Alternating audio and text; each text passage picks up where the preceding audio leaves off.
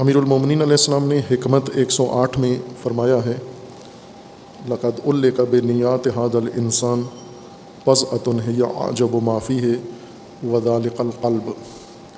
انسان کے اندر ایک ٹکڑا ہے، عضو ہے جو بہت ہی عجیب ہے، اور اس کا نام دل ہے. وَلَهُ مَوَادٌ مِّنَ الْحِكْمَةِ وَأَزْدَادٌ مِّن خِلَافِهَا. اس دل کے اندر حکمتیں بھی ہیں اور حکمتوں کی ازداد بھی ہیں، متضاد حالات و کیفیات بھی اسی دل کے اندر ہیں.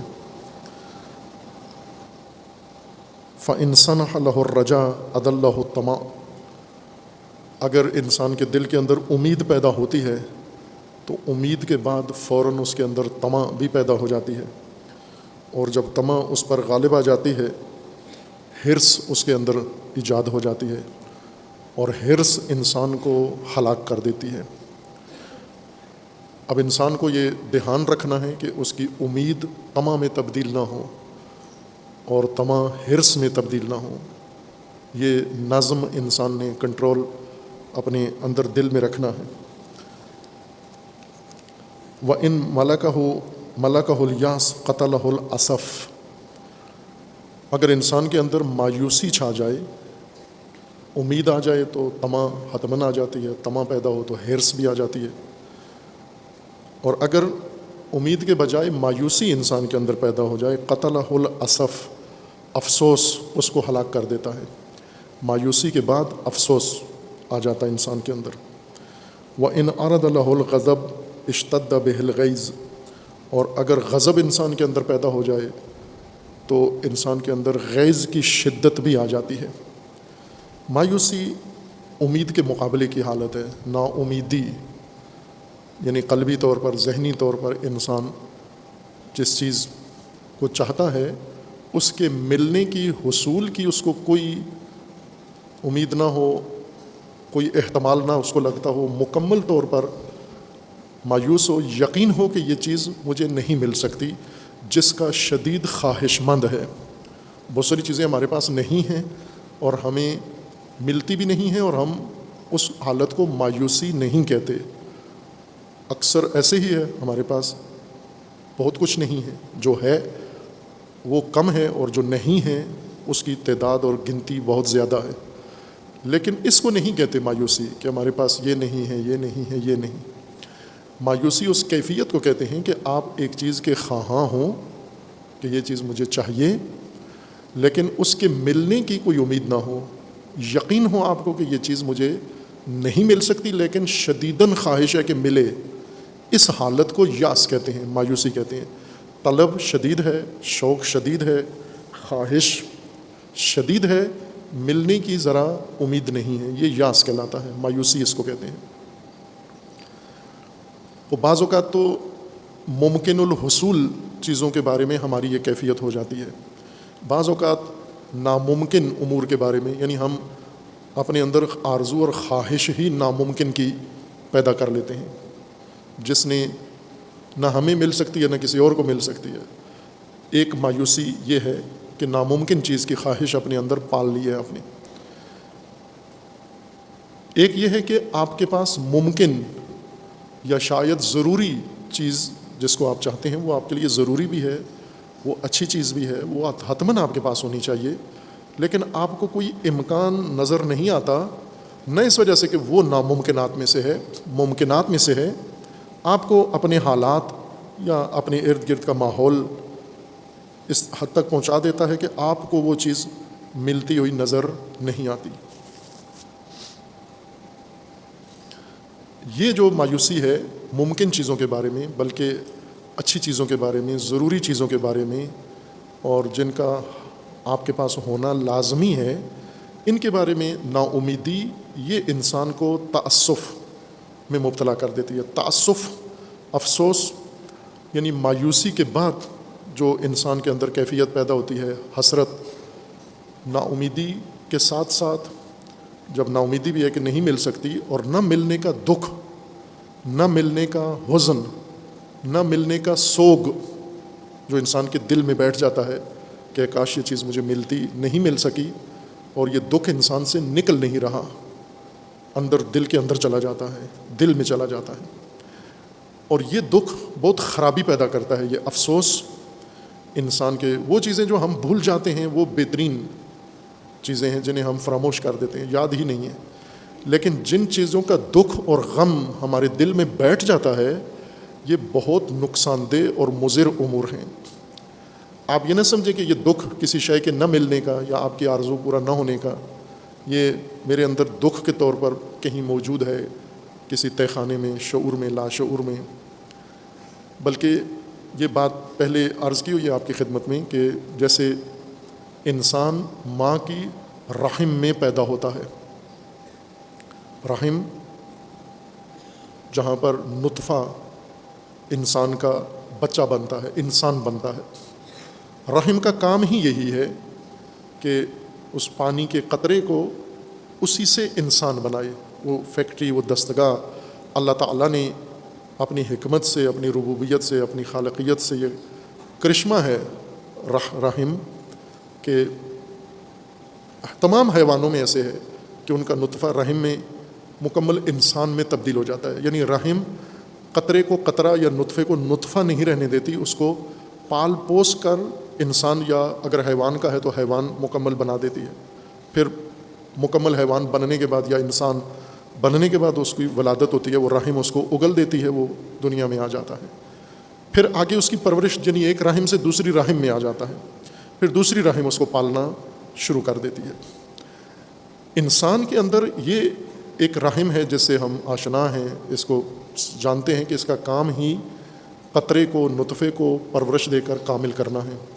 لیکن اس سے زیادہ اہم رحم انسان کا دل ہے, انسان کا شعور ہے. انسان کے اندر یہ اللہ تعالیٰ نے جو خصوصیات رکھی ہیں یہ ہیں, وہ یہ کہ جب آپ کے دل کے اندر کوئی رنج, کوئی دکھ, کوئی خوف آ جاتا ہے, وہ خوف اگر نکل گیا فوراً, جیسے ہر قطرہ وہ رحم میں نہیں پہنچتا, وہ ایک قطرہ اس میں سے رحم میں جاتا ہے. اسی طرح بہت ساری چیزیں ہمارے اندر پیدا ہوتی ہیں, دیکھتے ہیں, سنتے ہیں, لیکن وہ ہمارے دل میں بیٹھتی نہیں ہیں, رکتی نہیں ہیں, آتی ہیں اور گزر جاتی ہیں.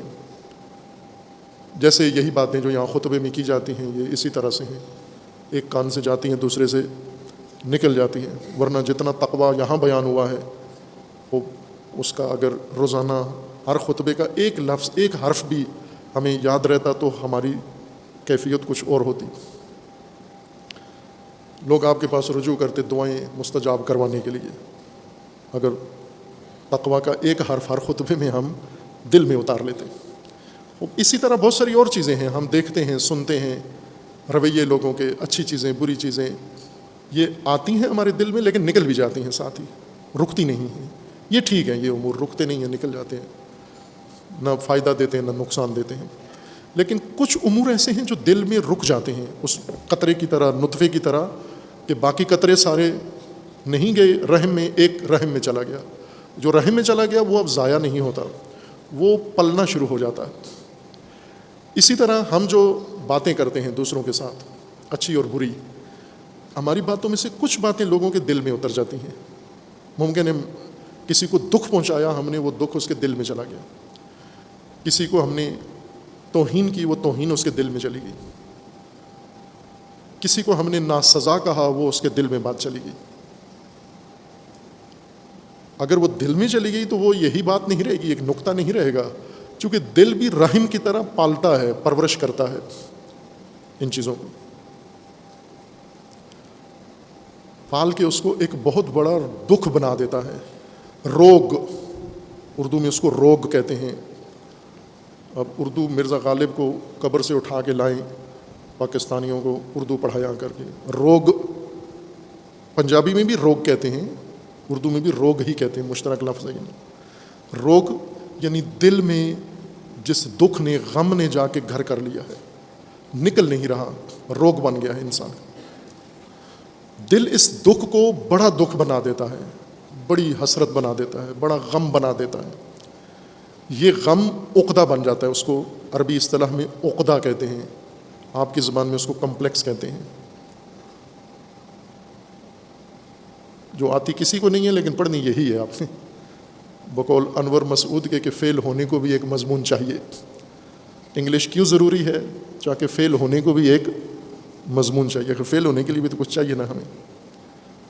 عقدہ وہ چیز جو دل میں جا کے گرہ لگ جاتی ہے، دل کے ساتھ اس کی گرہ لگ جاتی ہے، نکلتا نہیں ہے، جتنا کوئی سمجھائے بھول جاؤ بھائی اس بات کو نہیں بھول سکتا، دل میں چلی گئی ہے وہ بات۔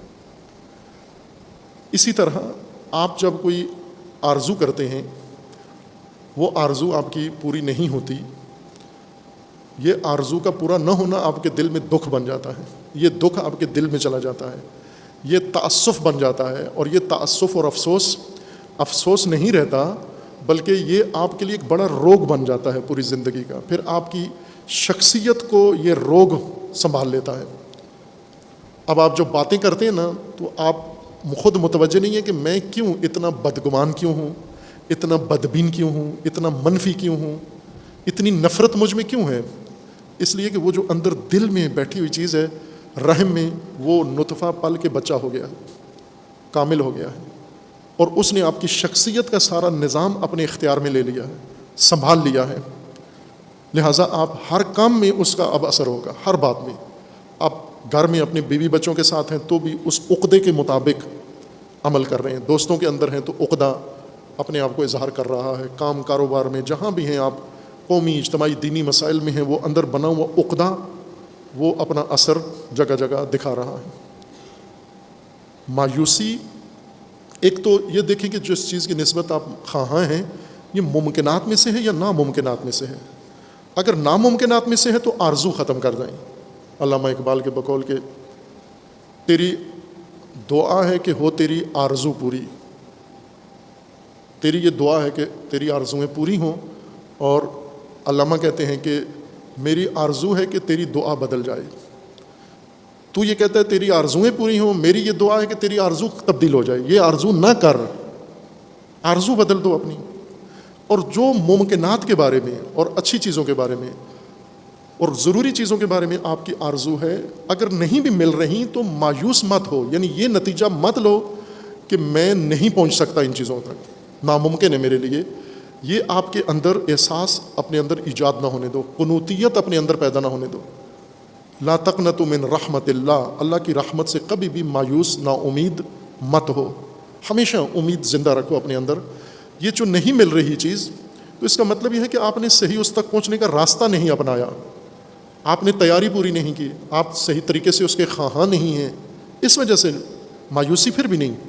ناکامی ہوتی ہے، ناکامی سے مت گھبرائیں، ناکامی ضروری ہے، ہوتی ہے انسان کو، چونکہ سب وسائل، سب نظام ہمارے اختیار میں نہیں ہے۔ ہم ایک ایسی دنیا میں رہتے ہیں جس کی ہر چیز کسی کے ساتھ مربوط ہے، اس میں ہماری ناکامی کا مارجن ہے، امکان ہے، ہوں گے ہم ناکام۔ ناکامیاں مایوس نہ کریں ہمیں، پھر بھی یہ رکھو کہ یہ ناکامی کیوں ہوئی، یہ اس وجہ سے ہوئی کہ میں درست راستے سے نہیں آیا، درست تدبیر کے ساتھ نہیں آیا، تیاری کے ساتھ نہیں آیا، وہ جو تقاضے تھے وہ پورے نہیں کیے، لوازمات پورے نہیں کیے، اس وجہ سے ناکامی ہوئی ہے۔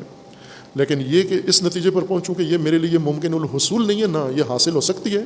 میں ناکامی سے عبرت لے کر، درس لے کر، دوبارہ اس کے حصول کے لیے پھر سے کوشش کرتا ہوں، نئی تدبیر اصلاح کر کے اپنے سابقہ تدبیر کی، پھر میں اس میں داخل ہوتا ہوں۔